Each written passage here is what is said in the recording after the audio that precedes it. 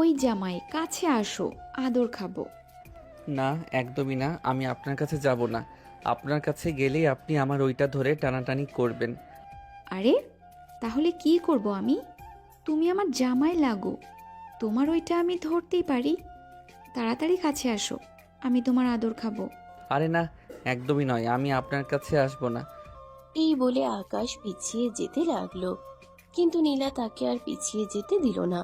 খপ করে তার পাঞ্জাবির কলারটা ধরে ফেললো আর বলতে লাগলো, ওই জামাই, কি সবার সাথে? তুমি আমার সাথে এমন করো কেন? বললাম না আমি তোমার আদর খাবো। কিন্তু তুমি আমার কথা শুনে পিছিয়ে যাচ্ছ কেন? কেন ভয় পাও আমাকে? আমি তো তোমার বিয়ে করা বউ, তাই না? আমি এই বিয়ে মানি না। আপনি প্লিজ আমাদের বাড়ি থেকে চলে যান আপু। দেখো জামাই, তুমি এতক্ষণ যা বলেছ সব কিছু সহ্য করেছি, কিন্তু এখন আর আমি সহ্য করতে পারছি না। আমি তোমার বিয়ে করা বউ, আর তুমি আমার জামাই লাগো। তাহলে তুমি আমাকে আপু কেন বলছো? আমি তো সেটাই বুঝতে পারছি না। প্রথমত আপনি আমার বয়সে বড়, দ্বিতীয়ত আপনি আমার বড় বোনের বান্ধবী, তাই আপনাকে তো আমি আপুই বলবো, তাই না? উফ, তুমি আমার মাথাটা গরম করো না। আমি তোমার বোনের বান্ধবী, কিন্তু তোমার বোন নই। আমি তোমার বিয়ে করা বউ, এটা তোমাকে মাথায় রাখতে হবে। আমি পারবো না। প্লিজ আপনি আমাকে ক্ষমা করুন। আর আপনি যত তাড়াতাড়ি আমাদের বাড়ি থেকে চলে যাবেন আমি ততই খুশি হব। আমি আপনাকে এখানে একদম সহ্য করতে পারছি না। প্লিজ আপনি এখান থেকে চলে যান। এই বলে আকাশ নীলাকে কোনো রকমে ধাক্কা দিয়ে সেখান থেকে সরিয়ে সোজা ওয়াশরুমের ভিতরে ঢুকে গেল। নীলা আকাশের এসব বোকামি আর সহ্য করতে পারছে না। একটা ছেলে কতটা বোকা হলে নিজের বিয়ে করা বউকে আপু বলতে পারে, এটাই ভাবছিল নীলা। এদিকে আজ তার বাসর রাত, আর আকাশ তার কাছে আসছে না, উল্টো ওয়াশরুমের ভিতরে ঢুকে বসে আছে। নীলা কি করবে কিছুই বুঝতে পারছে না। তখনই হঠাৎ দরজায় কিভাবে জন্য করলো নীলার আগে ফুসফুস করতে করতে দরজাটা খুলে দিল। আর দরজা খুলে বাইরে দেখতে পেল আকাশের বড় বোন তিশা সেখানে দাঁড়িয়ে আছে। নীলা তিশাকে দেখা মাত্রই বলতে লাগলো, আরে দোস্ত, এটা কি? আমি তো সেটাই বুঝতে পারছি না। আমি তার বিয়ে করা বউ, অবশেষে আমাকে আপু বলছে, আর এখন ভয়ে ওয়াশরুমের ভেতরে গিয়ে বসে আছে। কি করব? তুই আমাকে বল। এখন এসব কথা আমাকে কেন বলছিস? আমি তো তোকে আগেই বলেছিলাম আমার ভাই তোকে নিজের বউ হিসেবে কখনোই মেনে নিতে পারবে না।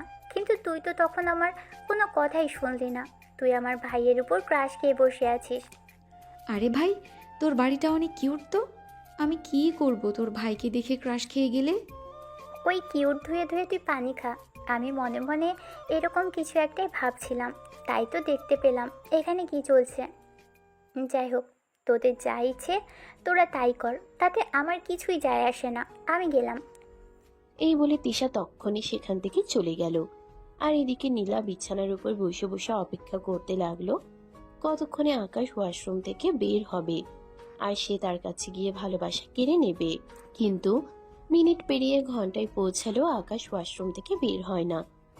নীলা অধৈর্য হয়ে ওয়াশরুমের দরজায় নক করতে থাকে আর বলতে থাকে, এই আকাশ, আকাশ, কি হলো তোমার? তুমি কি ওয়াশরুমের ভেতর ঘুমিয়ে পড়েছো নাকি? তাড়াতাড়ি ওয়াশরুম থেকে বের হও। আমি সে কখন থেকে তোমার জন্য অপেক্ষা করছি। আমি ওয়াশরুম থেকে বের হব না, কারণ আমি খুব ভালো করেই জানি আমি ওয়াশরুম থেকে বের হলে আপনি আমার ওইটা ধরে টানাটানি করবেন, ওটাতে হাত দিবেন, মুখ লাগাবেন। আমি বের হব না। আমি কোনোভাবেই নিজের উপর রিস্ক নিতে চাই না। দেখো আকাশ, আমি তোমাকে শেষবারের মতো বলছি, ওয়াশরুম থেকে বের হয়ে আসো। তা না হলে আমার চাইতে খারাপ কিন্তু আর কেউ হবে না, এটা তোমাকে বলে দিচ্ছি। আমাকে যত যাই কিছু বলো না কেন, আমি একদম ওয়াশরুম থেকে বের হব না। সেটা তো আমি তোমাকে বলেই দিয়েছি, কারণ আমি ভালো করেই জানি ওয়াশরুম থেকে বের হলে বিপদ আমার ঘাড়ের উপর চেপে বসবে। ও আচ্ছা, ঠিক আছে, কোনো সমস্যা নেই। তুমি যখন ওয়াশরুম থেকে ইচ্ছাকৃতভাবে বের হবে না, তাহলে আমি ওয়াশরুমের দরজাটা ভেঙে তারপরেই তোমাকে ওয়াশরুম থেকে বের করব। আর তারপর আমি দেখি তুমি কিভাবে ওয়াশরুমের ভেতর ঢুকে থাকো। এই বলে নীলা শরীরের সমস্ত শক্তি দিয়ে ওয়াশরুমের দরজায় একটা লাথি দিল আর দরজাটা সঙ্গে সঙ্গেই ভেঙে গেল। আকাশ তো ভয়ে একদম কাচুমাচু হয়ে আছে। একদম জড়সড় হয়ে ওয়াশরুমের এক প্রান্তে দাঁড়িয়ে আছে। সে কি বলবে কিছুই ভেবে পাচ্ছে না। এদিকে নীলার অগ্নিদৃষ্টি তাকে পুড়িয়ে দিচ্ছে। নীলার দিকে এমন ভাবে তাকিয়ে আছে যেন তার চোখে আগুন দিয়ে পারলে আকাশকে এক্ষুনি পুড়িয়ে মারে। কিন্তু সে তারপরেও নিজেকে একটু সংযত করে আকাশের হাতটা ধরে এক টান দিয়ে রুমের ভিতরে নিয়ে আসে আর আকাশকে ধাক্কা দিয়ে বিছানার উপর ফেলে দেয়। আকাশ নিজেকে সামলে নিয়ে যেই না উঠে বসতে চাইছিল, তখনই আবারও নীলা তাকে ধাক্কা দিয়ে বিছানার উপর ফেলে দেয় আর তার বুকের উপর উঠে বসে। এটা দেখে আকাশ ভয় পেয়ে বলতে থাকে, আরে তুমি এটা কি করছো? আমার বুকের উপর না উঠে বসেছো, আমি তো ব্যথা পাচ্ছি। আমার বুকের উপর থেকে নামো, আমার নিঃশ্বাস নিতে কষ্ট হচ্ছে। প্লিজ আমার বুকের উপর থেকে নামো। দেখ, একদম ফালতু কথা বলার চেষ্টাও করবি না। আমার ওজন কয় কেজি যে আমি তোর বুকের উপর উঠে বসেছি বলে তুই বুকে ব্যথা পাচ্ছিস? আমার কাছ থেকে পালিয়ে বেড়ানোর ধান্দা, তাই না? আমি তো তোকে এটা কখনোই হতে দেব না। আমি আমার অধিকার আদায় করেই ছাড়ব। তুই যাই বলিস আর যাই কিছু করিস না কেন, তাতে আমার কিছুই যায় আসে না।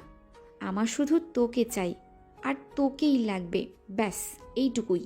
আরে প্লিজ আপু, তুমি আমার মায়ের পেটের বন্ধু, আমার সঙ্গে এরকম করো না।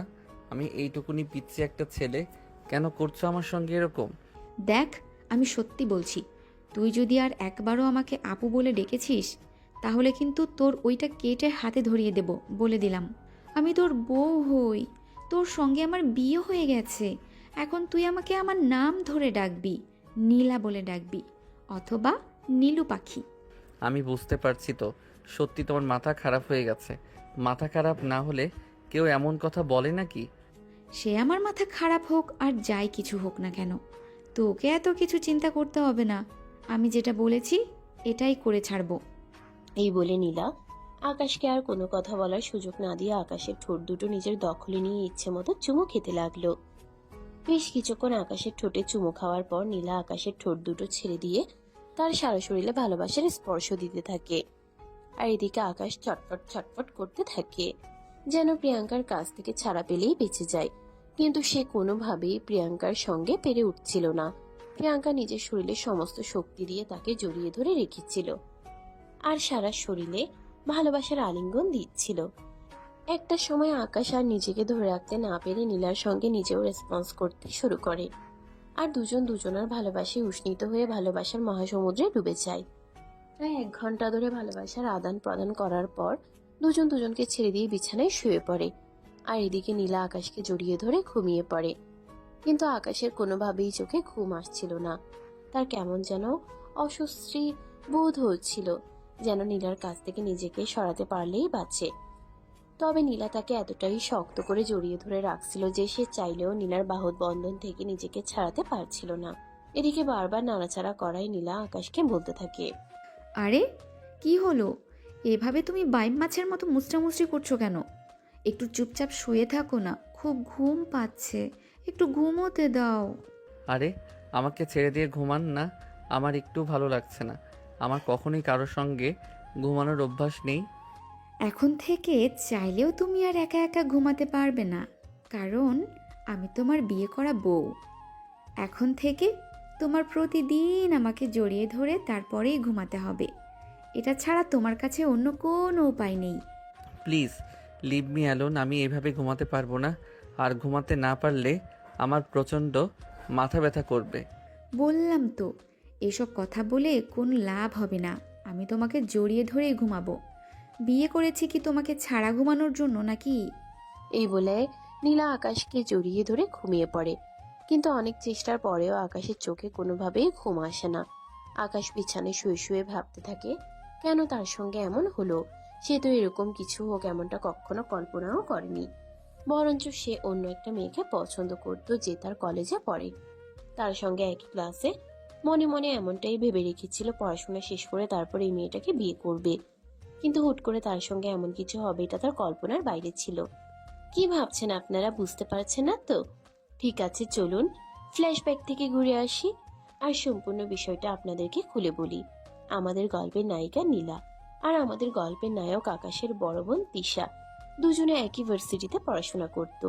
এর মধ্যে হঠাৎ করেই পারিবারিকভাবে বিয়ের সম্বন্ধ দেখা হয় তিশার। কথা বলার এক পর্যায়ে তিশার বিয়ে ঠিক হয়ে যায়। ছেলে ইউরোপ প্রবাসী, ওখানে সিভিল ইঞ্জিনিয়ারিং এর চাকরি করে। ছেলে ভালো এবং ভালো চাকরি করে, সেজন্য তাড়াতাড়ি বিয়ের কাজটা সেরে ফেলতে চায় দুই ফ্যামিলি থেকে। সেজন্য বড় করে আয়োজন করা না হলেও ঘরোয়াভাবে আত্মীয় স্বজন মোটামুটি অনেকেই ইনভাইট করা হয়েছিল তিশার বিয়েতে। আর নীলা যেহেতু তিশার বেস্ট ফ্রেন্ড ছিল, তাই নীলা এবং তার ফ্যামিলির সবাইকেও তিশার বিয়েতে ইনভাইট করা হয়। কিন্তু নীলা আর তার ফ্যামিলি ব্যস্ত থাকার কারণে তিশার বিয়েতে আসতে পারেনি। তবে নীলা তার বেস্ট ফ্রেন্ডের বিয়ে বলে কথা, সেখানে না এসে থাকতে পারে না কি? নীলা গায়ে হলুদের আগের দিনেই তিশাদের বাড়িতে চলে আসে। বলা চলে তিশা নিজেই গিয়ে নীলাকে নিয়ে এসেছিল তাদের বাড়িতে। ঘটনার সূত্রপাত সেখান থেকেই শুরু হয়। তিশা রুমে বসে নীলার সঙ্গে গল্প করছিল, তখনই হঠাৎ করে তিশা নীলাকে বলতে থাকে, দোস্ত, একটা কাজ কর, পাশের রুমে আমার ছোট ভাই আছে, ওকে একটু বলে আয় তো। কুরিয়ারের লোক এসেছে, বাড়ির গেটের সামনে আমার একটা পার্সেল আছে, ওটা রিসিভ করে নিয়ে আসতে। আচ্ছা ঠিক আছে দোস্ত, কোনো সমস্যা নেই, তুই একটু ওয়েট কর, আমি এখনই বলে আসছি। এই বলে নীলা তিশা রুম থেকে বের হয়ে পাশের রুমের দিকে। বাবার রুমের দরজা যেহেতু খোলা ছিল, তাই সে আর নক না করেই রুমের ভিতর চলে আসে। আর তারপর যা দেখে তার জন্য সে মোটেও প্রস্তুত ছিল না। কে আপনি? আমি কে সেটা পরে বলছি, আগে তো নিজের কাপড় চোপড় ঠিক করো। আকাশ কোনো রকমে টাওয়ালটা নিজের শরীরে পেঁচিয়ে নিল, আর তারপর বলতে লাগলো, আপনি কেমন অসভ্য মেয়ে মানুষ বলেন তো? কারোর রুমে নক করা ছাড়াই ঢুকে পড়েছেন। দরজা খোলা ছিল, তাই তো নক না করেই ভিতরে ঢুকে পড়েছি। কিন্তু আমি কি করে জানবো রুমের ভিতর এসব কিছু হচ্ছে? কেউ একজন কাপড় চোপড় খুলে নাচানাচি করছে। আমি যদি জানতাম তাহলে তো এই রুমে আমি কখনোই প্রবেশ করতাম না। এই যে ম্যাডাম দেখুন, এটা আমার পার্সোনাল রুম। এই রুমে কখনো নক না করে কেউ প্রবেশ করে না। যদি নিতান্তই কারো এই রুমে প্রবেশ করার প্রয়োজন পড়ে, তাহলে সে আমার অনুমতি নিয়ে তারপরেই রুমে প্রবেশ করে। সেটা আপনার বাড়ির মানুষের ব্যাপার, আমার ব্যাপার নয়। আমি আপনাদের বাড়ির কেউ নই, আর আপনাদের বাড়ির নিয়মকানুন কোনো কিছু জানিও না। আচ্ছা ঠিক আছে, এখন বলুন আপনি কে, আর এখানে কেন এসেছেন? আমাকে তিশা এই রুমে পাঠিয়েছে। সে বলল এই রুমে নাকি তার ছোট ভাই থাকে, আর তাকে বলতে তিশার একটা পার্সেল এসেছে। বাড়ির গেটের বাইরে কুরিয়ারের লোক এসেছে, ডেলিভারি ম্যান দাঁড়িয়ে আছে, ওখান থেকে নিয়ে আসতে বলেছে। ও আচ্ছা ঠিক আছে, সমস্যা নেই, আপনি চলে যান। আমি পার্সেল এনে আপুর কাছে পৌঁছে দেব। ও আচ্ছা, তাহলে আপনিই তিশার সেই ছোট ভাই? সেই বলে নীলা আকাশের দিকে ফিরে তাকায়। আকাশকে দেখে সে যেন চোখের পলক ফেলতে ভুলে গেছে। অবলোক দৃষ্টিতে আকাশের দিকে তাকিয়ে আছে। তাকে দেখে এমন মনে হচ্ছে যেন এই জীবনে প্রথমবার ছেলে মানুষ দেখছে। একদম হাঁ হয়ে আছে। এটা দেখে আকাশ বলতে লাগলো, এই যে ম্যাডাম, কি ব্যাপার, আপনি এভাবে হা করে আমার দিকে তাকিয়ে আছেন কেন? মনে হচ্ছে চোখ দিয়ে গিলে খেয়ে ফেলবেন। আপনার মুখ দিয়ে মাছি ঢুকবে তো? আকাশের কথায় কিছুটা লজ্জা পায় নীলা, আর তখনই নিজের মুখটা বন্ধ করে নিয়ে বলতে থাকে, হাউ সুইট, কি হ্যান্ডসাম তুমি দেখতে। হ্যাঁ আমি জানি আমি দেখতে কেমন, আপনাকে আমার সংজ্ঞা দিতে হবে না। আপনি রুম থেকে বের হয়ে যান, আমি কাপড় চেঞ্জ করব, আর তারপর এই পার্সেল আনতে যাব। বিশ্বাস করো, সত্যি বলছি, প্রথম দেখাতেই আমি তোমার প্রেমে পড়ে গেছি। ভালোবাসবে আমায়? আরও সিরিয়াসলি ম্যাট, প্লিজ আপনি আমার রুম থেকে বের হয়ে যান।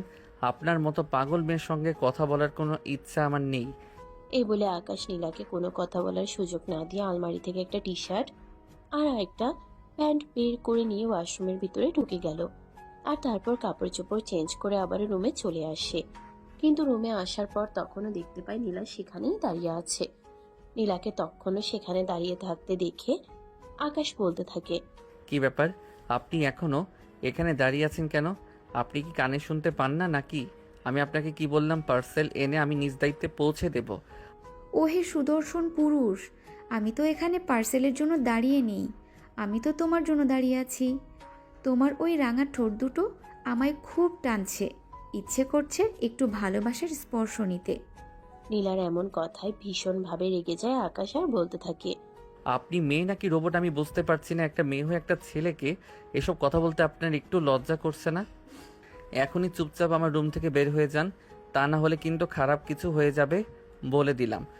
আমাকে ভয় দেখিয়ে কোনো লাভ নেই হিরো, আমি তোমাকে প্রথম দেখায় ভালোবেসে ফেলেছি, তোমাকে আমার চাই।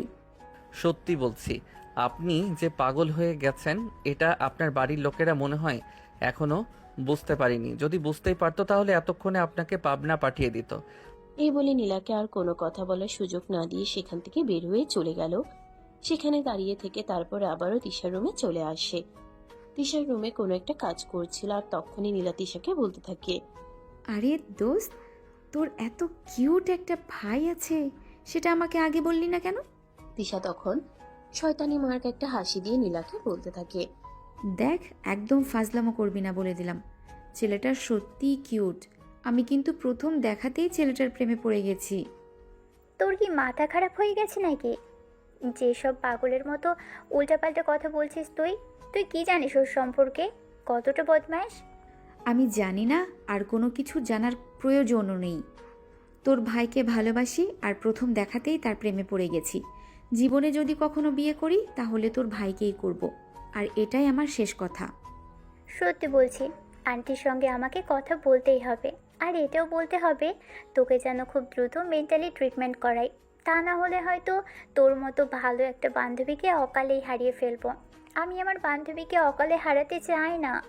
তাহলে তোর ভাইকে আমার কাছে দিয়ে দে, তোর ভাই আমার অ্যান্টিডোজ। এই বলে নীলা হাসতে শুরু করে। তিশা মনে মনে ভাবতে থাকে, সত্যি হয়তো নীলার মাথায় সমস্যা হয়ে গেছে, তা না হলে কেন। এদিকে আকাশ তখনই পার্সেলটা হাতে নিয়ে তিশার রুমে ঢুকলো আর তখনই তিশার হাতে পার্সেলটা ধরিয়ে দিয়ে বলতে লাগলো, আপু, আমাদের বাড়িতে এই পাগল মেয়ে কোথা থেকে এসেছে? পাগল মেয়ে মানে? তুই কার কথা বলতে চাইছিস? আমি তো কিছুই বুঝতে পারছি না। কি হয়েছে খুলে বল তো, শুনছি আমি। আরে তুই একটু আগে যে মেয়েটাকে আমার রুমে পাঠালি, আমি ওর কথাই বলছি। এই মেয়েটার আমার মনে হয় সত্যি সত্যি মাথায় সমস্যা আছে। এই মেয়েটাকে বলিস একবার সাইকোলজিস্ট দেখিয়ে নিতে, তা না হলে হয়তো পাগল হয়ে যাবে। ও আচ্ছা, ঠিক আছে। আমি এতক্ষণে বুঝতে পেরেছি তুই নীলের কথা বলছিস, তাই তো? আমি নীলাকে বলেছি।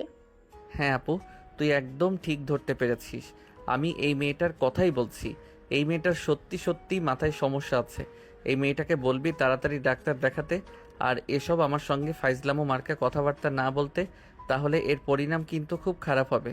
আমি তোকে এটা বলে দিলাম। আরে ভাই আমার, প্লিজ এমন করিস না। ও আমার বান্ধবী, আমার বিয়ের জন্য এখানে এসেছে। দুদিন পরে তো চলেই যাবে। ওর সঙ্গে খারাপ আচরণ করিস না।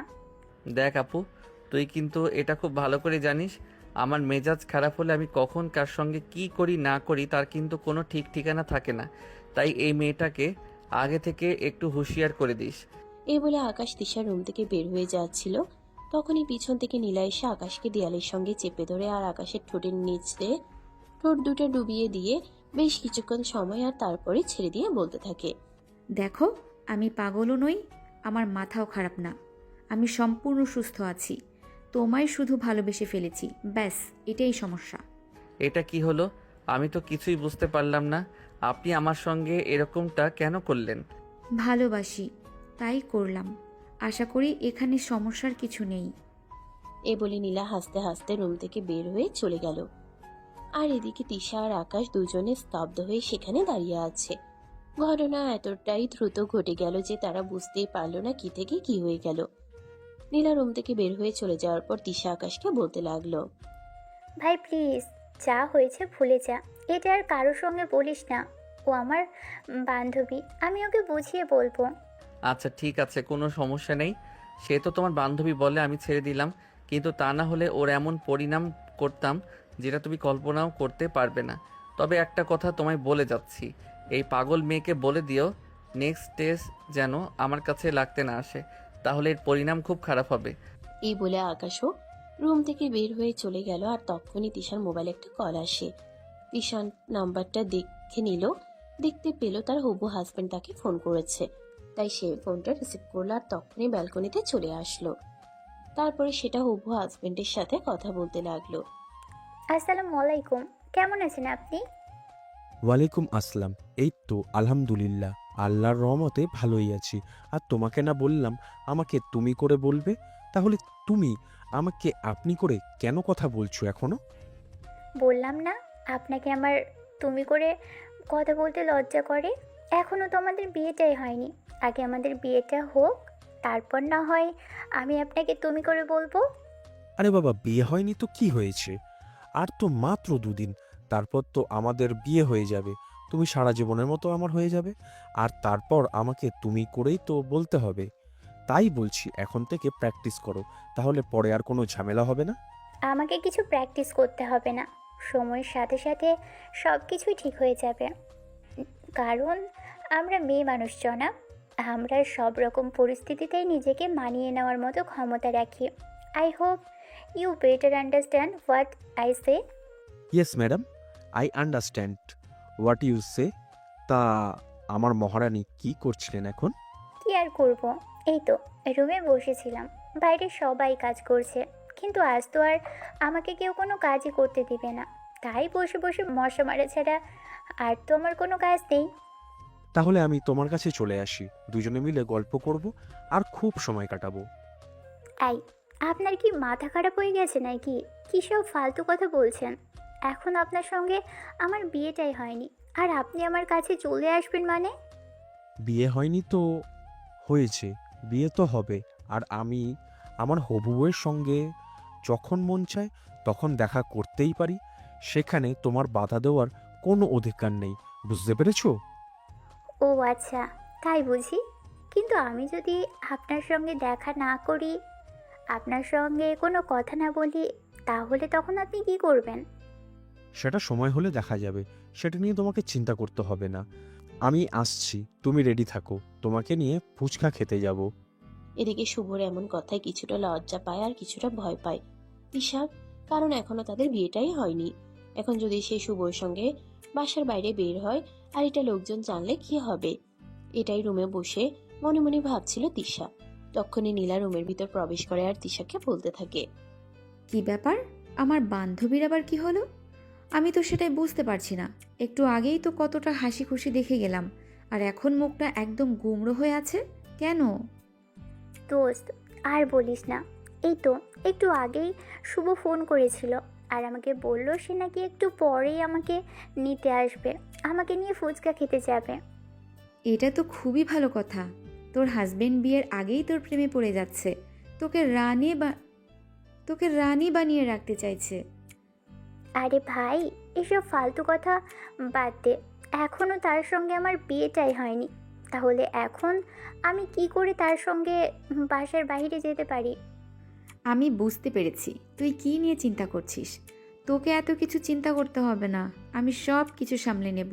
আর হ্যাঁ, অবশ্যই কিন্তু আসার সময় আমার জন্য চকলেট আর আইসক্রিম নিয়ে আসবি, না হলে কিন্তু আমি সব বলে দেব সবাইকে। আচ্ছা দোস্ত, ঠিক আছে, কোনো সমস্যা নেই। আমি তোর জন্য চকলেট আইসক্রিম নিয়ে আসবো, তবে কেউ যেন কোনোভাবেই কোনো কিছু জানতে না পারে। এই দায়িত্বটা আমি তোর কাছে দিয়ে গেলাম। নীলা তাকে মুচকি হাসে সম্বন্ধে জানালো আর তারপরে তিশা রেডি হয়ে গেল। এদিকে কিছুক্ষণের মধ্যেই শুভ তার বাসার সামনে এসে তাকে ফোন দিতে লাগলো। তিশা সবার চোখ ফাঁকি দিয়ে বাসা থেকে বের হয়ে আসে আর তারপর শুভকে নিয়ে বাইরে বের হয়ে গেল।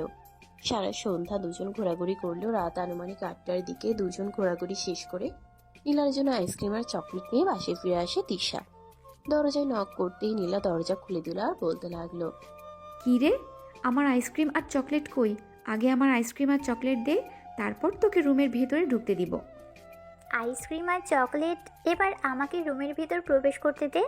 যদি বাড়ির কেউ দেখে ফেলে, তাহলে নির্ঘাত একটা অঘটন ঘটে যাবে।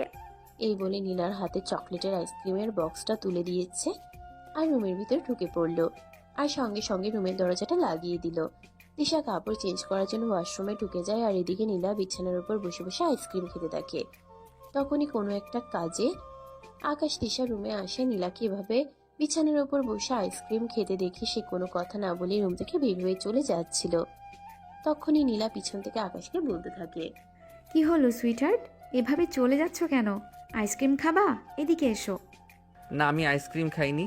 আপনার আইসক্রিম আপনি খান, আপু আসলে বলবেন আমি তাকে খুঁজতে এসেছিলাম। আরে জানি, মানে এভাবে চলে যাওয়ার কি আছে? আসো না আমার কাছে, একটু বসো, তোমার সঙ্গে একটু গল্প করি।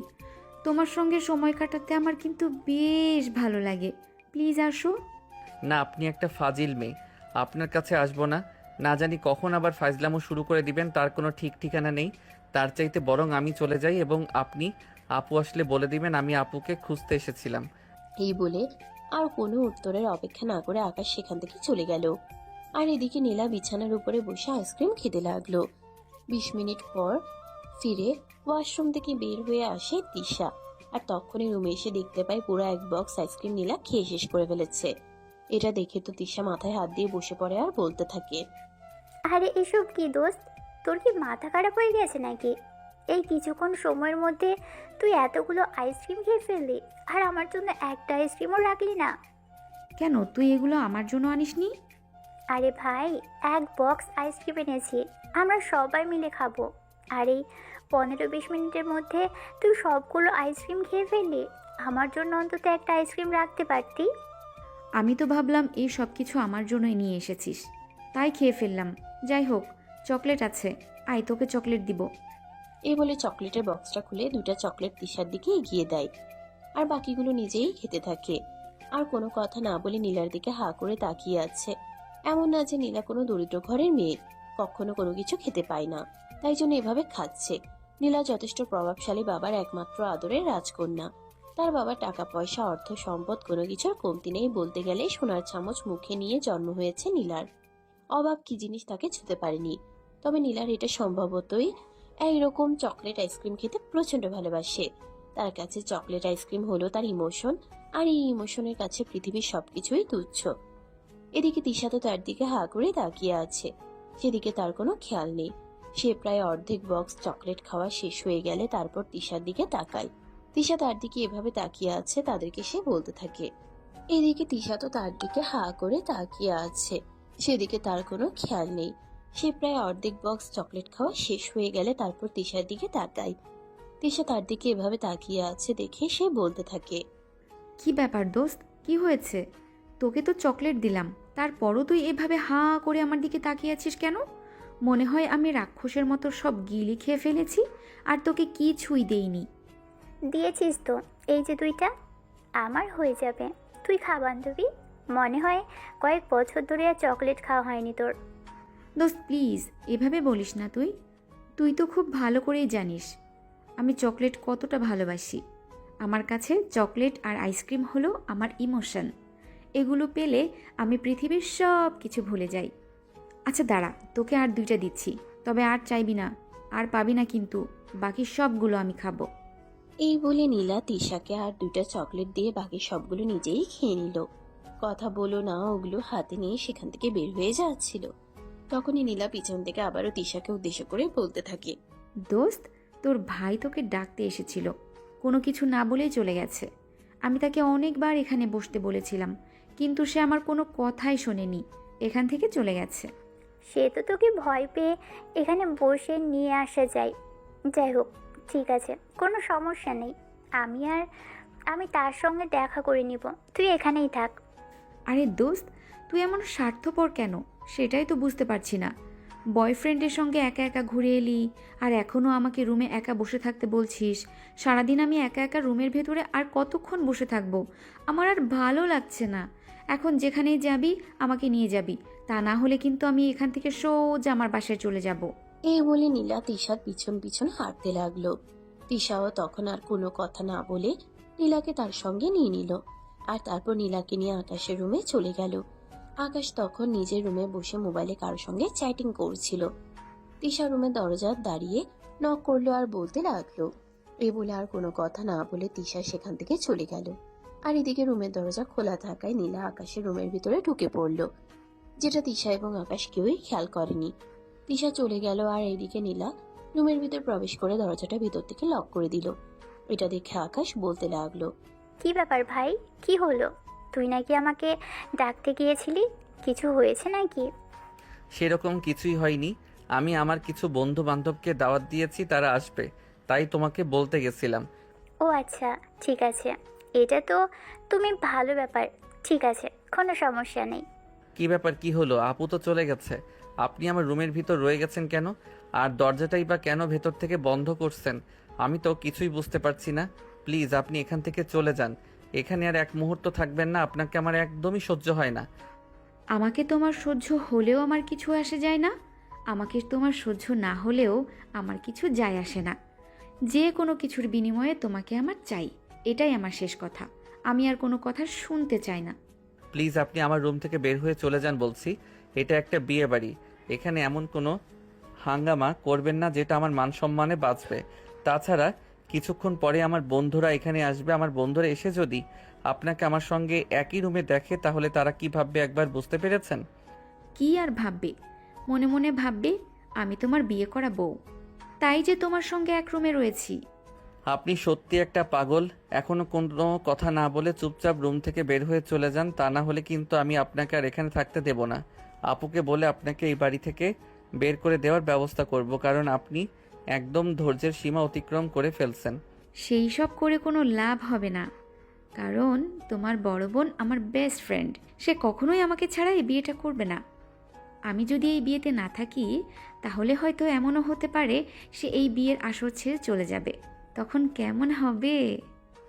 আকাশ তখন নীলার কথার কোনো উত্তর না দিয়ে নীলাকে ধাক্কা দিয়ে নিজের উপর থেকে সরিয়ে নিজেই রুমের দরজা খুলে রুমের বাইরে চলে গেল। আর এদিকে নীলা বিছানায় বসে ঠোঁটে ঠোঁট কামড়ে বলতে লাগলো, বাছা ধন, যতই ঘুরে ওড়াও রাতে, নাটাই তো আমারই হাতে। যত কিছুই করো না কেন, তুমি আমার হাত থেকে মুক্তি পাবে না। তুমি এই নীলার খপ্পরে পড়েছ, তো নিজের জীবন তেজপাতা বানিয়ে ছেড়ে দিয়েছ। বেশ কিছুক্ষণ রুমে বসে থেকে আর তারপর রুম থেকে বের হয়ে আসে। এদিকে দেখতে দেখতে রাতের খাবারের সময় হয়ে গেছে। আকাশের আম্মু সবাইকে ডাইনিং টেবিলে খেতে ডাকেন, আর সবাই মিলে ডাইনিং টেবিলে গিয়ে একসঙ্গে রাতের খাবার খেয়ে নেয়। রাতের খাবার খাওয়া শেষ হলে সবাই নিজেদের রুমে গিয়ে ঘুমিয়ে পড়ে। নীলা আর তিশা এক রুমে ঘুমায়, আকাশ আর তার বন্ধুরা অন্য রুমে ঘুমায়, আর অন্যান্য মেহমানরা অন্যান্য রুমে। তাদের বাবা মা তাদের রুমে ঘুমিয়ে পড়ে। কিন্তু অঘটন ঘটে মাঝ রাতের বেলা। এত মানুষের মধ্যে তার কোনোভাবেই ঘুম আসছিল না, কারণ সে সব সময় একা একা ঘুমাতে অভ্যস্ত। তাই রুম থেকে বের হয়ে গেস্ট রুমের দিকে পা বাড়ায়। গেস্ট রুমে গিয়ে দেখে সেখানেও সবগুলো রুম অনেক অনেক মানুষ ঘুমিয়ে আছে, একটা রুমও ফাঁকা নেই। তাই বাধ্য হয়ে আকাশ ফিরে আসে। তখনই তিশা রুমের পাশ দিয়ে যাচ্ছিল, তখনই দেখতে পারে তিশা রুমে সোফায় ঘুমাতে পড়বে। আর সাত পাঁচ চিন্তা না করে সোফায় শুয়ে ঘুমিয়ে পড়ল। এদিকে কিছুক্ষণ পরেই নীলার ঘুম ভেঙে যায়। সে ওয়াশরুমে যাওয়ার জন্য ঘুম থেকে উঠে আর রুমের লাইট অন করতেই দেখতে পায় আকাশ সোফায় ঘুমিয়ে আছে। এটা দেখে নীলার মাথায় একটা দুষ্ট বুদ্ধি হেঁটে গেল। সে ওয়াশরুম থেকে এসে সোজা আকাশের বুকের উপরে শুয়ে পড়ল। আকাশ গভীর ঘুমে নিমগ্ন ছিল, তাই সে কিছুই বুঝতে পারেনি। ভোর রাতের দিকে যখনই আকাশ একটু নড়াচড়া করার চেষ্টা করলো, কিন্তু সে নিজের শরীরকে কোনোভাবেই নড়াচড়া করতে পারছিল না। তখনই তার ঘুমটা ভেঙে যায়, আর ঘুম ভাঙতেই সে নিজের বুকের উপর ভারী কিছু একটা অনুভব করে। সে প্রচন্ড ভয় পেয়ে যায় আর ভূত ভূত বলে চিল্লাতে শুরু করে। তখনই নীলা তার মুখটা চেপে ধরে আর বলতে থাকে, এই কি হলো? কি সমস্যা তোমার? এভাবে ষাঁড়ের মতো চেঁচামেচি করছো কেন? আরে আহ আহ আহ, আপনি এখানে কি করছেন? কি করব সেটা দেখতে পাচ্ছ নাকি? কি করব সেটা দেখতে পাচ্ছ না নাকি? তোমার বুকে মাথা রেখে ঘুমাচ্ছিলাম, আমার শান্তি লাগছিল এখানে ঘুমাতে। দিলে তো আমার ঘুমটা ভাঙিয়ে। তুমি সব সময় এমন করো কেন? আপনার কি মাথা খারাপ নাকি? আপনি সব কি বলছেন? আমি একটা ছেলে মানুষ, আর আপনি আমার বড় বোনের বান্ধবী। আপনি আমার বুকের উপরে আমাকে জড়িয়ে ধরে শুয়ে আছেন। এটা যদি কেউ দেখতে পায় তাহলে কি হবে সেটা একবারও চিন্তা করেছেন? কি আর হবে, সবাই মনে মনে ভাববে আমি তোমার বিয়ে করা বউ, তাই তো তোমাকে জড়িয়ে ধরে শুয়ে আছি। বিয়ে করা বউ ছাড়া অন্য কেউ কি কাউকে এভাবে জড়িয়ে ধরে ঘুমাতে পারে নাকি? আমিও তো সেটাই বলছি, মানুষ কতটা সেন্সলেস হলে এরকম কাজ করতে পারে। যান এক্ষুনি আমার বুকের উপর থেকে। না মন তা না হলে কিন্তু আমি আপনাকে ধাক্কা দিয়ে ফেলে দেব। তোমার যা ইচ্ছে তাই করতে পারো, কিন্তু তাতে বিশ্বাস করো লাভ হবে বলে মনে হয় না আমার। এই বলে নীলা আবারও অনেক শক্ত করে আকাশকে জড়িয়ে ধরে ঘুমিয়ে পড়ে। আর এদিকে আকাশ অনেক চেষ্টার পরেও নীলাকে নিজের বুকের উপর থেকে নামাতে পারে না। নীলা তাকে আরো শক্ত করে জড়িয়ে ধরে ঘুমিয়ে পড়ে। অনেক চেষ্টার পরেও আকাশ যখন তাকে নিজের উপর থেকে নামাতে পারল না, তখন আর কি করবে ওভাবেই শুয়েছিল। সারাটা রাত আর ঘুমাতে পারেনি। সকালবেলা ঘুম থেকে উঠে তিশা এই দৃশ্য দেখতে পায়। তার মাথায় আকাশ ভেঙে পড়ার মতো অবস্থা। এই মুহূর্তে যদি রুমের ভিতর কেউ এসে যায় তাহলে কি হবে, এটা চিন্তা করতে করতে সে আগে গিয়ে রুমের দরজাটা লাগিয়ে দিল। আর তারপর নীলাকে রাখতে লাগলো। এই নীলা, নীলা, তাড়াতাড়ি ঘুম থেকে উঠতো। কি মাথা খারাপ হয়ে গেছে নাকি? এসব তুই কি করছিস? আরে আপু, দেখ কোন ডাইনিকে তুই বাড়িতে নিয়ে এসেছিস। আমার জীবনটাকে তো একদম বরবাদ করে দেবে। প্লিজ আপু, তুই আমাকে বাঁচা। আরে তোরা দুজন এমন করছিস কেন? আমি আবার কি করলাম? একটু তোর ভাইয়ের বুকের উপর মাথা রেখে ঘুমালাম। আমার খুব শান্তিতে আর সুন্দর একটা ঘুম হয়েছে। আর তোরা দুজন এমন কেন করছিস? আরে ভাই, তুই কথা পরে বল, আগে ওর বুকের উপর থেকে নেমে আয়।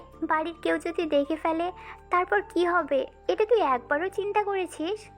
এই বলে নীলা আকাশের বুকের উপর থেকে নামতে না চাইলেও তিশা তাকে জোর করে টেনে নামিয়ে দিল। আর এদিকে আকাশ তার থেকে ছাড়া পেয়ে দৌড়ে রুম থেকে ছুটে পালালো।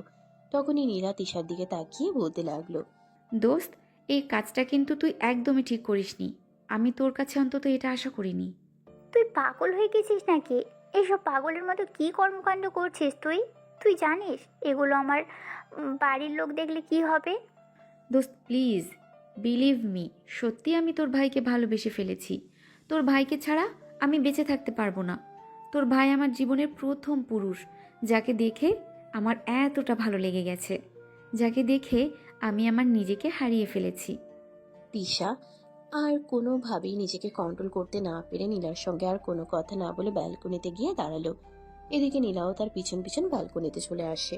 আর তখনই নীলা তিশাকে কিছু বলতে চাইছিল, তার আগেই তিশার আম্মু সেখানে চলে আসে আর তিশাকে উদ্দেশ্য করে বলতে থাকে, কি রে, তুই এখনো রেডি হসনি? আত্মীয় স্বজন সবাই তো কালকেই চলে এসেছে। আর একটু পরে হয়তো ছেলের বাড়ি থেকে হলুদের তত্ত্ব নিয়ে চলে আসবে। তখন যদি তোকে এভাবে বসে থাকতে দেখে তাহলে তারা কি ভাববে বলতো? আরে আম্মু, সবেমাত্র সকাল 9টা বাজে, এখনই মেহমান চলে আসার কি আছে? তাদেরকে আর একটু পরে আসতে বলো না। আরে তোর কি মাথা খারাপ হয়ে গেছে নাকি? আমি তো সেটাই বুঝতে পারছি না। সকাল 9টা বাজে, কিছুক্ষণ পর তারা আসবে, তোকে হলুদ দিয়ে যাবে, তারপর আবার ছেলের বাড়িতে হলুদ হবে। তাছাড়া তাদের বাড়ি আমাদের বাড়ি থেকে কতটা দূরে সেটা তো তুই খুব ভালো করেই জানিস। তাই আশা করি তোকে নতুন করে বলার কিছুই নেই। তখনই মাঝখান থেকে নীলা আকাশের আম্মুকে উদ্দেশ্য করে বলতে থাকে, শাশুড়ি আম্মু, ঠিক আছে, কোনো সমস্যা নেই। আমি তিশাকে এক্ষুনি তৈরি করে দিচ্ছি। আপনাকে এসব ব্যাপার নিয়ে একটুও ভাবতে হবে না। নীলার এই কথাটা বুঝতে পারেনি আকাশের আম্মু, তাই আচ্ছা ঠিক আছে এই কথা বলে তখনই সেখান থেকে চলে গেল। আর এদিকে আকাশের আম্মু চলে যাওয়ার পরেই তিশা নীলাকে উদ্দেশ্য করে বলতে লাগে, আচ্ছা, তুই এসব কি শুরু করেছিস? আমি তো এটাই বুঝতে পারছি না। আম্মু নেহাত তোর কথাটা বুঝতে পারিনি, না হলে এখানে কি অঘটন ঘটতো সেটা তুই ভাবতে পেরেছিস? আমি এত কিছু চিন্তা ভাবনা করে কখনোই কোনো কিছু করি না। এটা আর কেউ না জানলেও তুই খুব ভালো করে জানিস, কারণ তুই আমার বেস্ট ফ্রেন্ড। তাই কি হবে না হবে আই ডোন্ট কেয়ার। এখন তো আমার মনে হচ্ছে আমি খাল কেটে কুমির নিয়ে এসেছি। তোকে এখানে এনে আমি বড্ড বড় ভুল করে ফেলেছি। নো মাই ডিয়ার ননদিনী, তুমি কোনো ভুল করনি। তুমি যদি এখানে আমাকে না নিয়ে আসতে তাহলে তোমার ভাইয়ের মতো একটা হ্যান্ডসাম ছেলেকে আমার চোখে পড়তো না। এ বলেই ঠাস করে তিশার গালে একটা চুমু বসিয়ে দেয় নীলা। আর তারপরে সেখান থেকে হাসতে হাসতে চলে যায়। তিশা বুঝতে পারে সত্যিই হয়তো নীলার মাথায় কোনো সমস্যা হয়েছে, তা না হলে এরকম পাগলামো করার মানে কি? এইসব চিন্তা করতে করতেই তিশা রুমের ভিতর চলে আসে আর আলমারি থেকে শাড়ি বের করে নিজে নিজেই তৈরি হওয়ার চেষ্টা করতে থাকে।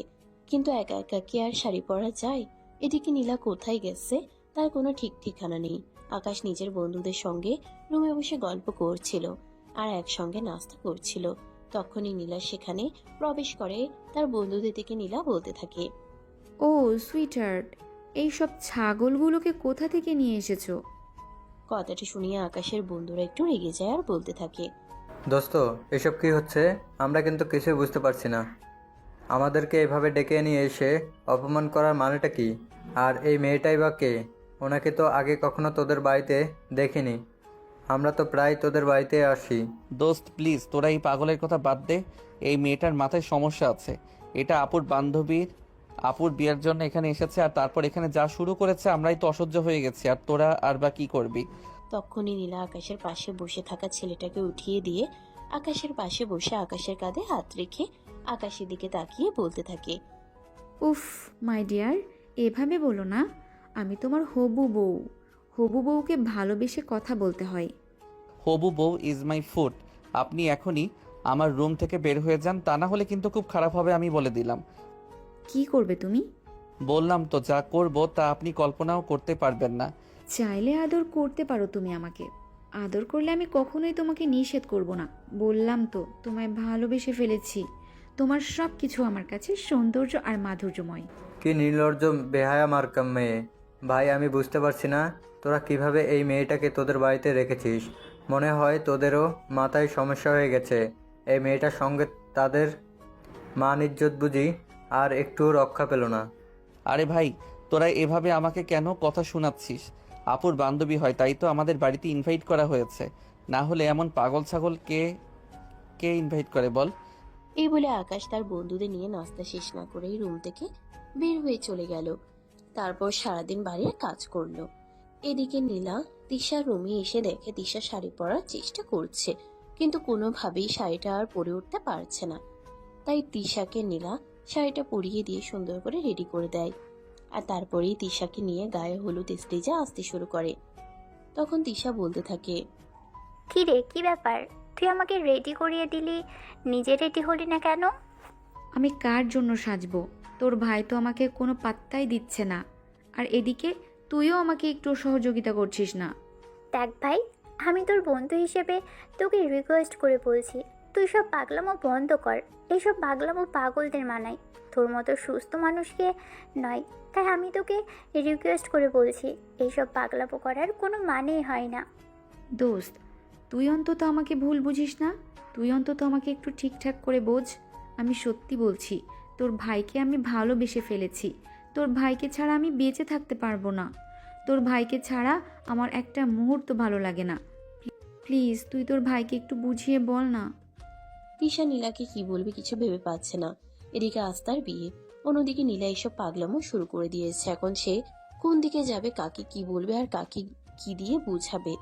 তারপর আজকের অনুষ্ঠানটা যাতে নষ্ট না হয়, তাই তিশা নীলাকে বলতে লাগলো, দোস্ত, আজ আমার বিয়ে, আর তুই আমার বেস্ট ফ্রেন্ড। আজ অন্তত এমন কিছু করিস না যাতে আমি মনে কষ্ট পাবো। তবে আমি তোকে কথা দিচ্ছি, আমি ভাইয়ের সঙ্গে তোর ব্যাপারে কথা বলবো।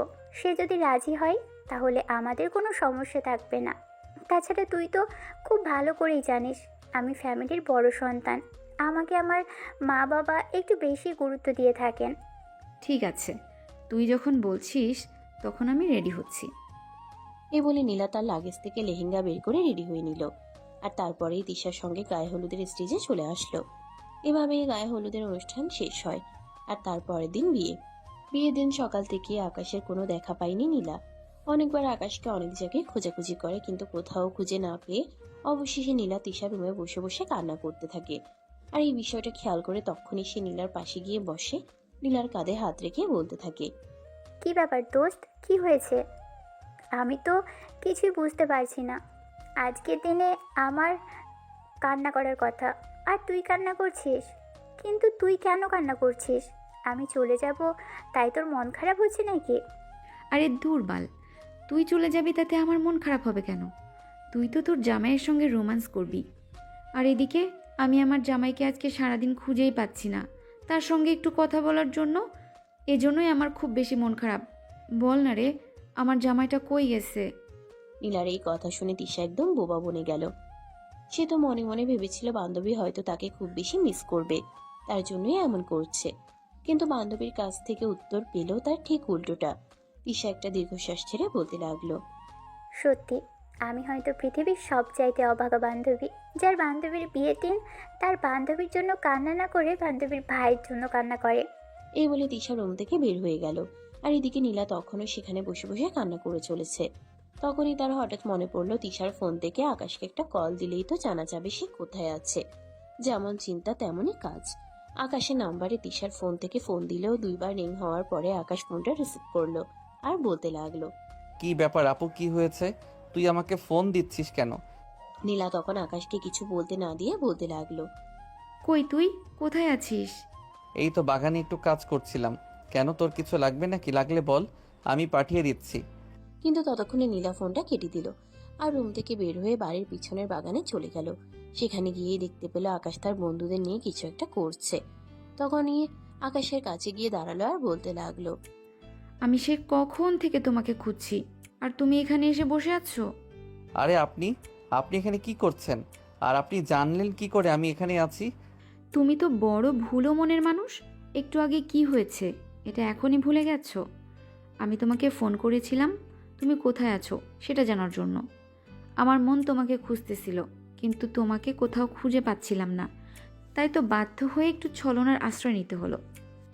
আকাশের বন্ধুরা সবাই নীলার এমন কথা শুনে হাসতে হাসতে মাটিতে লুটোপুটি খাচ্ছিল আর বলতে লাগলো, দোস্ত, আমরা মনে হয় একটু ভুল করেই ফেলেছি, কারণ তোর জন্য সিনিয়র গার্লফ্রেন্ড জুটে আর আমাদের জন্য একটা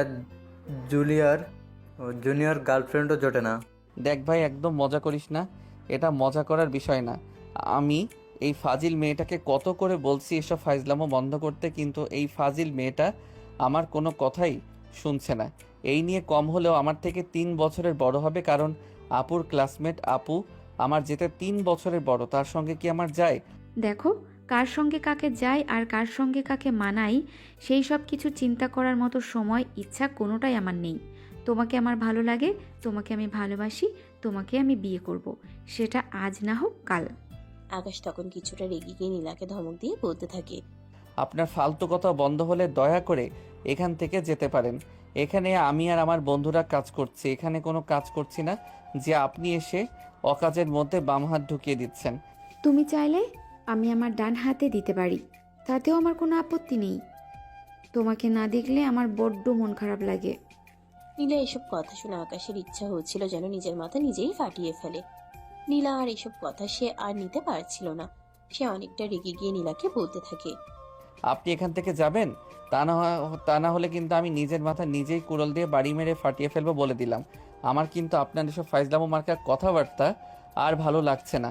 এমনিতেই আজ আমার বোনের বিয়ে হয়ে যাবে, যে আমাদের ছেড়ে অনেক দূরে চলে যাবে, এটাই সহ্য করতে পারছি না।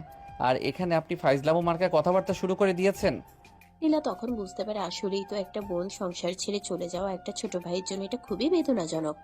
তাই সে আর কোনো কথা না বলে সেখান থেকে চলে যায়। আর এভাবেই তিশার বিয়ের কাজ সম্পন্ন হয়ে যায়। এর পরের দিন নীলা নিজের বাড়িতে চলে আসে। সে নিজের ইচ্ছে আসতে চায়নি। তার বাবা ড্রাইভারকে দিয়ে গাড়ি পাঠায় নীলাকে নিয়ে আসার জন্য। তাদের ফ্যামিলির একমাত্র সন্তান বাবা মায়ের ভালো লাগছিল না সন্তানকে এতদিন ধরে রাখতে।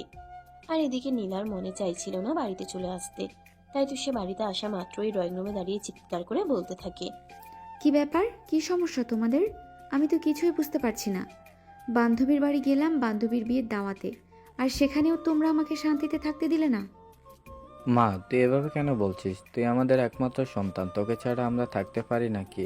তোর জন্য মনটা ভীষণ কাঁদছিল, তাই ড্রাইভারকে পাঠালাম তোকে নিয়ে আসার জন্য। তাছাড়া বিয়ে তো শেষ হয়ে গেছে, এখানে সেখানে থেকে লাভ কি? আমি তোমাদেরকে লাভ লসের হিসাব বোঝাতে পারবো না, কিন্তু আমি লাভ ছাড়া সেখানে পড়ে থাকিনি। যাই হোক, বাদ দাও। আব্বু, তোমাকে আমি একটা কথা বলতে চাই। নীলার বাবা তখন নীলার কথার কোনো উত্তর না দিয়ে চুপচাপ বসে থাকেন। এটা দেখে নীলা কিছুটা রেগে যায় আর বলতে থাকে। তখনই রান্নাঘর থেকে ড্রয়িং রুমে আস্তে আস্তে নীলার আম্মু একই কথা বলতে থাকে। কি ব্যাপার আব্বু, আমি তোমাকে কিছু বললাম, কিন্তু তুমি আমার কথার কোনো উত্তর না দিয়ে চুপচাপ বসে আছো কেন? তোমার কি আমার সঙ্গে কথা বলতে ভালো লাগে না নাকি? এভাবে কেন কথা বলছিস বলতো? তুই এই কয়দিনে দেখছি অনেক বেশি বদলে গিয়েছিস। তোর কি হয়েছে হঠাৎ করে বলতো শুনি। হ্যাঁ নীলা, তোমার বাবা একদম ঠিক কথাই বলেছে। তুমি এই কয়দিনে একদম বদলে গেছো। তুমি তো কখনই এরকম ছিলে না। তুমি আমাদের ছাড়া একটা দিনও থাকতে চাইতে না। আমাদের একটু অসুবিধা হয়েছিল, সেই জন্যই তোমাকে তোমার বান্ধবীর বিয়েতে একা একা পাঠালাম। আর ওখান থেকে এসে তুমি এতটাই বদলে গেলে। আব্বু শোনা, আব্বু শোনো, মানুষ পরিবর্তনশীল, সে কখন কিভাবে বদলে যায় এটা কখনোই বলা যায় না। আমি যে সারা জীবন একই রকম থেকে যাব এটা কোথায় লেখা আছে? বান্ধবীর বিয়েতে গেছি, বদলে আসতেই পারি, এতে অবাক হওয়ার কিছু নেই। সেটা ঠিক আছে, আমি সেটা কখনোই নিষেধ করছি না। কিন্তু তাই বলে তুমি এইভাবে কেন তোমার বাবার সঙ্গে কথা বলছো? তোমার বাবা তো তোমাকে সেরকম কোনো কিছুই বলেনি, তাহলে এভাবে রিয়েক্ট করার কি আছে? আম্মু, আমি আব্বুকে কিছু একটা বলতে চেয়েছিলাম, কিন্তু আব্বু আমার সঙ্গে কোনো কথাই বলছে না, চুপচাপ বসে আছেন। কেন? আমি তো ওনার সন্তান, আমার কথা ওনার শোনার কর্তব্য। আমি চুপচাপ বসে আছি তার মানে এই নয় যে আমি তোমার কথা শুনতে আগ্রহী নয়, কিন্তু তুমি যে এরকম আচরণ করছো সেটা তো আগে আমাকে জানতে হবে। আমি তোমাকে কিছু জিজ্ঞাসা করেছি, কিন্তু তুমি আমার কথার কোনো উত্তর না দিয়ে উল্টাপাল্টা প্রশ্ন করছো, এটা কেন? আই এম সো সরি আব্বু, আমি আমার ভুলের জন্য তোমার কাছে ক্ষমা চাইছি, কিন্তু আমি সত্যিই তোমাকে কিছু বলতে চাই। প্লিজ, তুমি আমার কথাটা শোনো। আচ্ছা ঠিক আছে, কি বলবে বলো, আমি তোমার কথা শুননি। তখনই নীলা তার বাবার অনুমতি পেয়ে তার বাবাকে সবকিছু খুলে বলে। আর সবকিছু শুনে তার বাবা তো অবাকের চূড়ান্ত সীমানায় পৌঁছে যায়। তার মেয়ে তাকে কখনো এমন কিছু বলবে এটা সে কখনো কল্পনাও করেনি। হ্যাঁ, তিনি এটা মেনে নিতেন যদি নীলা তার চেয়ে বয়সে বড় কিংবা তার যোগ্য কোনো ছেলেকে পছন্দ করত, তাহলে তিনি কখনো না করতেন না। কিন্তু নিজের চাইতে বয়সে ছোট, তাও আবার বান্ধবীর আপন ছোট ভাইকে এই ব্যাপারটা তিনি মেনে নিতে পারলেন না। তাই তিনি নীলাকে বলতে লাগলেন, নীলা, আমার মনে হয় তোমার মাথায় সত্যি সমস্যা হয়েছে। তুমি হয়তো জানোই না যে তুমি আমাকে কি বলতেছো। যদি তুমি জানতে তুমি আমাকে কি বলছো তাহলে অন্তত 10 বার চিন্তা করে আর তারপর বলতে। আব্বু, আমি খুব ভালো করেই জানি আমি কি বলছি। আমি একজনকে ভালোবাসি, আর ভালোবাসা কখনো অপরাধ হতে পারে না। ভালোবাসা বয়স, সময়, জাত, কাল, পাত্র ভেদে হতে পারে না। ভালোবাসা হলো দুটি মনের মিলন। একজন মানুষকে আরেকজনের ভালো লাগতেই পারে, একজন মানুষের আরেকজনকে ভালোবাসতেই পারে। আর ভালোবাসা জীবনে কখন আসে সেটা কেউ নিশ্চিত করে বলতে পারে না। তোমার মাথায় সমস্যা হয়েছে, তোমাকে মেন্টালি ট্রিটমেন্ট করাতে হবে। তুমি এখন নিচের রুমে যাও, বিশ্রাম করো। আমি কালকেই এক বন্ধুর সাইকোলজিস্ট আছে, তার সঙ্গে তোমার ব্যাপারে কথা বলবো। মায়ের এমন কথায় প্রচন্ড পরিমাণ রেগে যায় নীলা, আর তখনই চিৎকার দিয়ে বলতে থাকে, তোমরা কেন সবাই মনে মনে এটা ভাবছো যে আমি পাগল হয়ে গেছি? আমি পাগল হয়ে যাইনি, আমি সম্পূর্ণ ঠিক আছি। আমার মাথা সম্পূর্ণ ঠিক আছে, আমার মাথায় কোনো কিছুই হয়নি। যা বলছি সত্যি বলছি। আকাশকে আমার ভালো লেগেছে, আকাশকে আমি বিয়ে করতে চাই। আর যদি আকাশকে বিয়ে করতে না পারি তাহলে আমি আমার এই জীবন রাখবো না। নীলার এরকম ভয়ঙ্কর রূপ তার মা বাবা কোনোদিনও দেখেনি। তাই তার মা বাবা কিছুটা ভয় পেয়ে গেল। তাই তারা নীলাকে শান্ত করার জন্য বলতে লাগলো, প্লিজ মামুনি, তুমি তোমার মাথাটা ঠান্ডা করো, এভাবে উত্তেজিত হয়ে না। আমি বিষয়টা ভেবে দেখব। নীলা তখন আবারও চিৎকার দিয়ে তার বাবাকে বলতে থাকে, কি ভেবে দেখবে? আর কি ভেবে দেখবে? আমি ওইসব কিছু জানি না, জানতে চাইও না। আমার জানার কোনো প্রয়োজন নেই।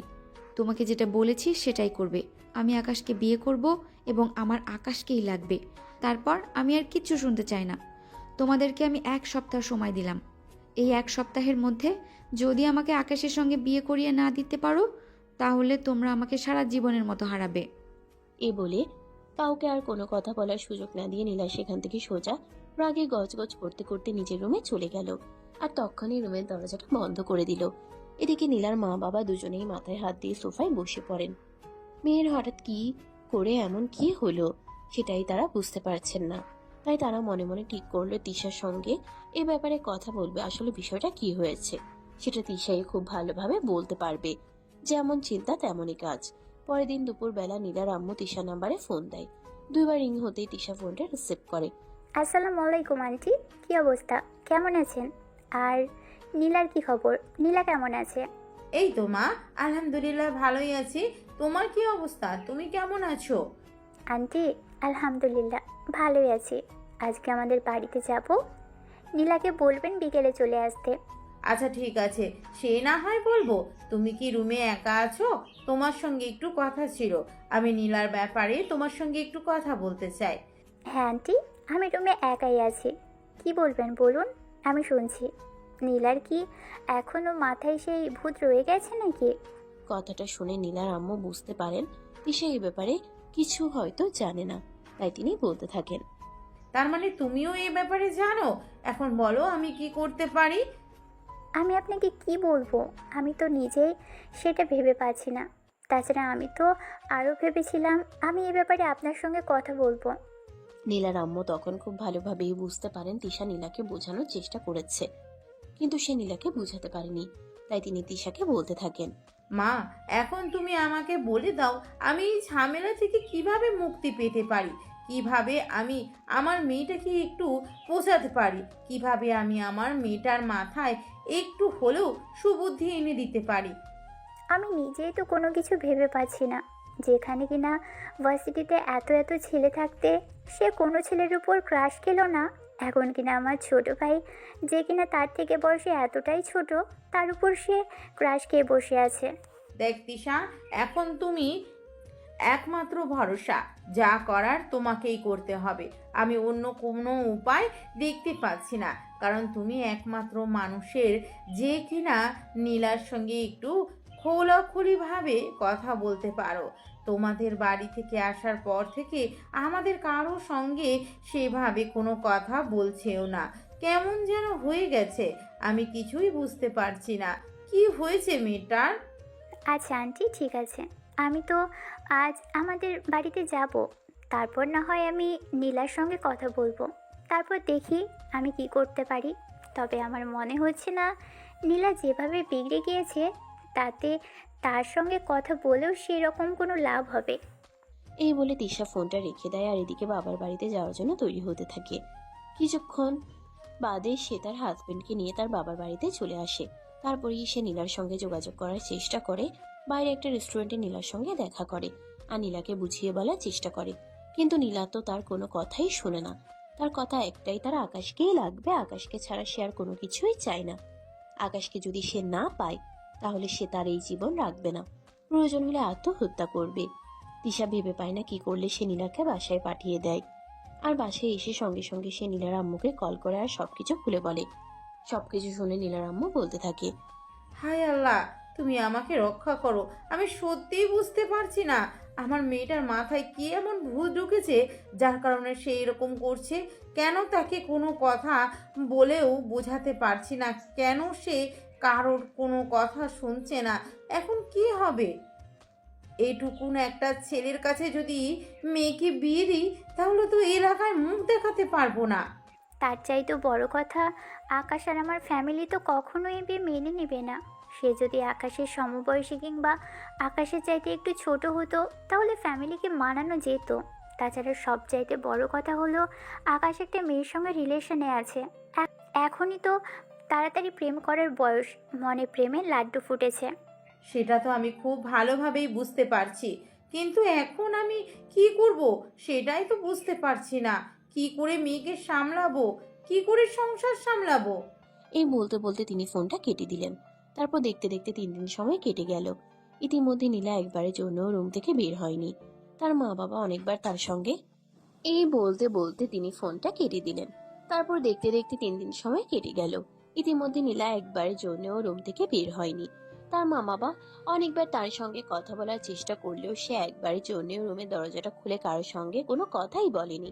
খাওয়া দাওয়া তো অনেক দূরের কথা, তার মা বাবাকে অনেক রিকোয়েস্ট করে খাওয়া দাওয়া করার জন্য তারা আকাশ এবং তার ফ্যামিলির সঙ্গে কথা বলার চেষ্টা করবে। কিন্তু নীলা সবাইকে একটা কথা পরিষ্কারভাবে জানিয়ে দিয়েছে, যতক্ষণ পর্যন্ত নীলার ফ্যামিলি আকাশের ফ্যামিলি এবং আকাশের সঙ্গে কথা না বলবে, যতক্ষণ পর্যন্ত আকাশ তাকে বিয়ে করতে রাজি না হবে, ততক্ষণ পর্যন্ত সে এক গ্লাস পানি পর্যন্ত স্পর্শ করবে না। নীলার মা বাবা একদম নিরুপায় হয়ে পড়ে। তারা চোখের সামনে সর্ষে ফুল দেখতে পান, কিভাবে মেয়েকে পেরাবেন সেটাই ভেবে পান না। একমাত্র মেয়ে বলে কথা, মেয়ের জীবনটা এভাবে তারা নষ্ট করে দিতে পারেন না। তাই তারা দুজনে মিলে চিন্তা করতে থাকেন যেভাবেই হোক মেয়েকে একটু বোঝানোর চেষ্টা করতে হবে আর মেয়েকে এই পথ থেকে ফিরিয়ে আনতে হবে, কিন্তু কিভাবে কি হবে। কি গো, কোনো কথা বলছো না কেন? আমি তো কিছুই ভেবে পাচ্ছি না কিভাবে কি করবো। মেয়েটা নিজেকে তিলে তিলে শেষ করে দিচ্ছে, এইসব কিছু সহ্য করতে পারছি না। তুমি আমাকে কেন বলছো? আমারও তো সেই একই অবস্থা। তোমারও যেমন একমাত্র সন্তান, আমারও তেমনি একমাত্র সন্তান।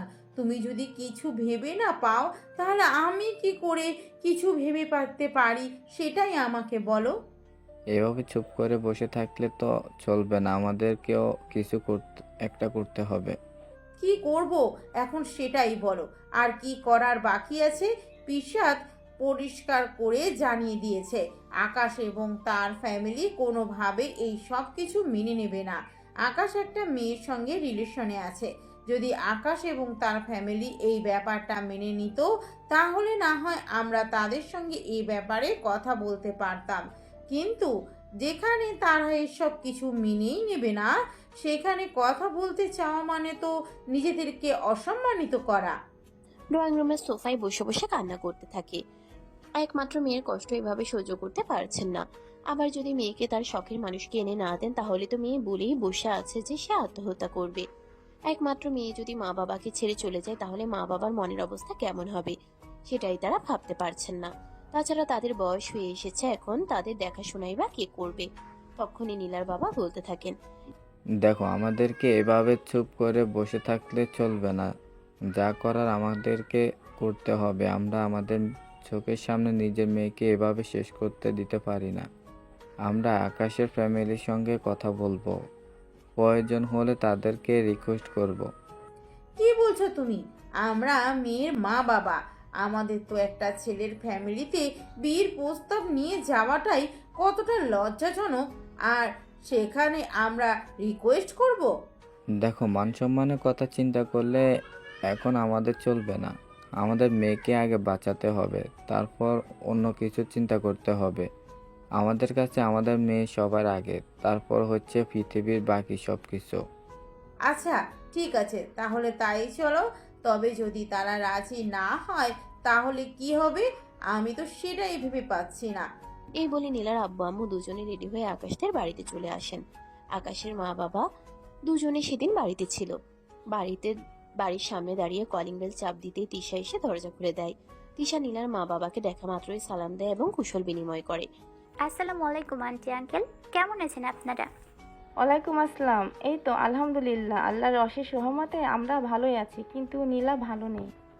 আন্টি, ভিতরে এসে বসুন, তারপর আমরা কথা বলি। এই বলে তিশা নীলার মা বাবা দুজনকে ড্রয়িং রুমে এনে বসতে দিল।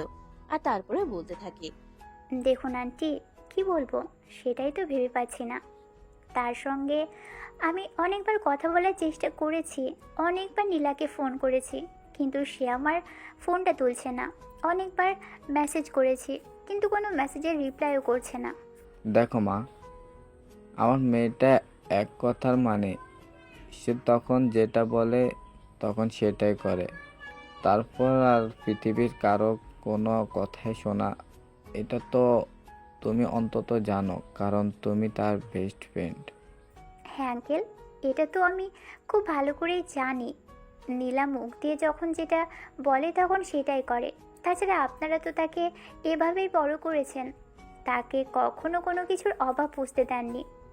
হ্যাঁ মা, এখন তো সেটাই বুঝতে পারছি যে আমরা মেয়েকে সব কিছু তার মুখের উপরে এনে দিয়ে এটাই জীবনে সবচাইতে বড় ভুল করে ফেলেছি। যদি মেয়েকে অভাব জিনিসটা বুঝাতাম, তাহলে হয়তো আর সে এমন কিছু বায়না করতো না যেটা আমরা তাকে এনে দিতে পারবো না। তিশা, এসব কথা বাদ দাও। আমরা তোমার আব্বু আম্মু আর আকাশের সঙ্গে কথা বলতে এসেছি। তিশা ভেবে পায় না নিজের ছোট ভাই আর আব্বু আম্মুকে কিভাবে এই কথাটা বলবে, কিন্তু না বলে কোনো উপায় নেই। তাই সে আকাশের আব্বু আম্মুকে ড্রয়িং রুমে বসিয়ে দিয়ে উপরে চলে গেল। তারপর আব্বু আম্মুকে গিয়ে বলল নীলার আব্বু আম্মুর ব্যাপারে। কিছুক্ষণের মধ্যেই তিশার আব্বু আম্মু ড্রয়িং রুমে চলে আসেন। তারা ড্রয়িং রুমে বসে গল্প গুজব করেন। এদিকে তাদের জন্য চা নাস্তা নিয়ে এসেছে। চা নাস্তা খেতে খেতে একেবারে কথার প্রসঙ্গে নীলার আব্বু আকাশের আব্বুকে সবকিছু খুলে বলেন। নীলার আব্বুর কথা শুনে আকাশের আব্বু স্তব্ধ হয়ে বসে থাকেন। তিনি কি বলবেন কিছুই ভেবে পাচ্ছেন না। একে তো তাদের পারিবারিক সম্পর্ক অনেক দিনের। নীলার আব্বু আর আকাশের আব্বু অনেক আগে থেকেই পরিচিত, যদিও তাদের পারিবারিকভাবে সেভাবে আসা যাওয়া ছিল না। তিনি একদম চুপ হয়ে বসে থাকেন, কোনো কথাই বললেন না। তখনই নীলার আব্বু ওনার হাত দুটো ধরে ফেলেন আর বলতে থাকেন, দেখুন ভাইজান, আমি আপনার হাত দুটো ধরে রিকোয়েস্ট করে বলছি, প্লিজ আপনি আমাকে ফিরিয়ে দিবেন না। আমার মেয়েটার জীবন মরণের কথা। জানি আমি ভুল করেছি, মেয়েকে সব কিছু পায়ে দিয়ে আমার মেয়েকে অভাব জিনিসটা বোঝানো উচিত ছিল, কিন্তু এখন কি করব বলেন? একমাত্র মেয়ে বলে কথা, তার এসব কষ্ট আমি আর সহ্য করতে পারছি না। প্লিজ আপনি কিছু একটা করুন। আমি কি করব সেটাই তো ভেবে পাচ্ছি না। দাঁড়ান, আমি আকাশকে ডেকে নিয়ে আসি। ও কি বলে সেটা আগে শুনি। ও যদি বিয়ে করতে চায় তাহলে আমাদের আপত্তি নেই। এই বলে তিনি তিশাকে পাঠিয়ে দেন আকাশকে ডেকে নিয়ে আসার জন্য। তিশা রুমে গিয়ে তাকে আকাশ বিছানার উপর শুয়ে শুয়ে তার গার্লফ্রেন্ডের সঙ্গে মোবাইলে কথা বলছে। তখনই তিশা দরজায় নক করে বলতে থাকে, আকাশ, কি করছিস? তোকে আব্বু ডাকছে। আকাশ একটু